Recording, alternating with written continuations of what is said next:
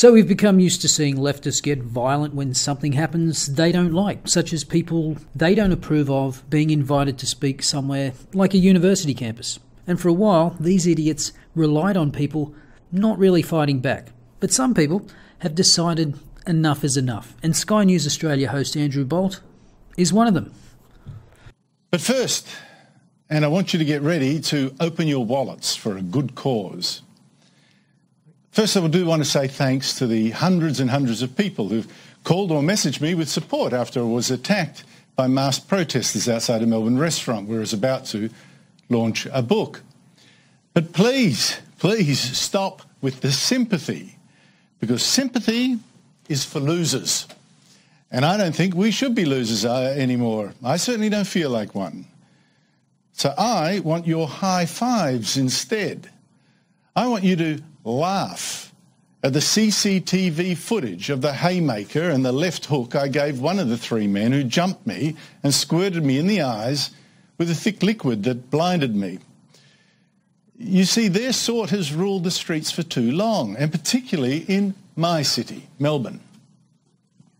We've seen similar masked idiots physically attack rival protests in Coburg and the city. We've seen other leftists attack people trying to get to a speech by visiting Dutch political leader Geert Wilders, or to a dinner with Australian Conservatives head Cory Bernardi, or to a meeting of the Australian Christian lobby. We've seen their violent threats force the cancellation last year of a meeting Pauline Hanson had planned with Conservative Jews. The Melbourne launch of my latest book, Worth Fighting For, also had to be cancelled after police warned us there would be a serious security risk. And I was there when a mob picketed and then smashed into the National Gallery Victoria to break up an Institute of Public Affairs dinner. At Melbourne University, more leftists physically jostled former Liberal frontbencher Sophie Mirabella. She tried to give a lecture. You know, this has got to stop. It's not right. It can't be. It should not be this dangerous for Conservatives to speak in Melbourne, while the bullies so often walk away without punishment and the media left yawns. Yeah, yawns. You see, the whole media was outraged, and so was I, when some Christian idiot shoved a pie in the face of Qantas boss Alan Joyce for preaching for same-sex marriage.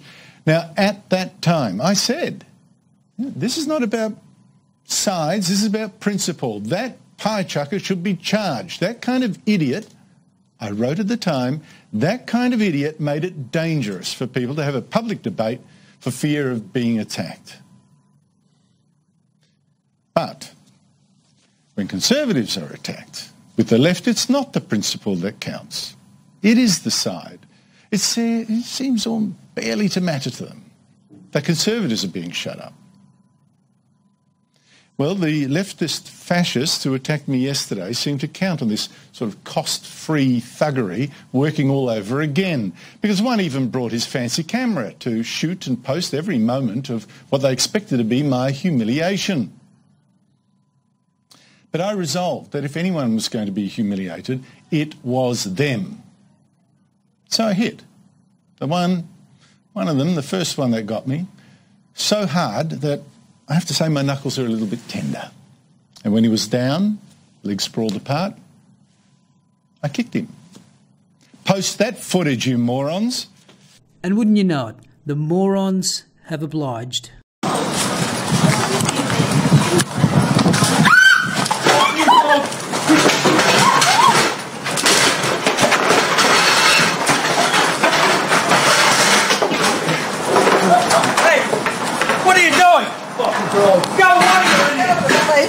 Let's see that again.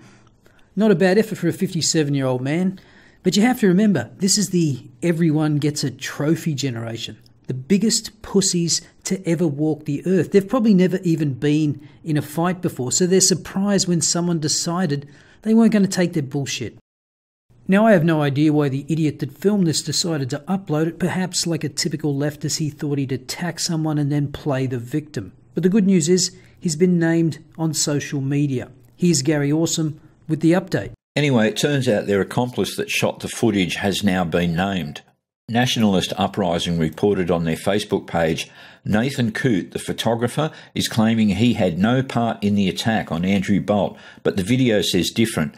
He appeared with the attackers and even ran away after the incident.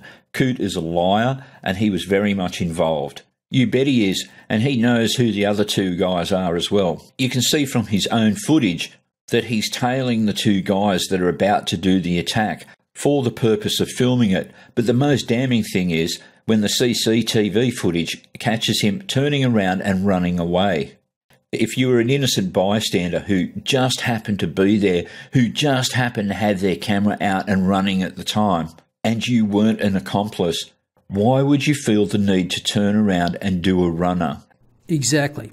Now, before the false equivalencies come out about celebrating and punching a Nazi, remember Bolt was acting in self-defence. Let's hear him tell it.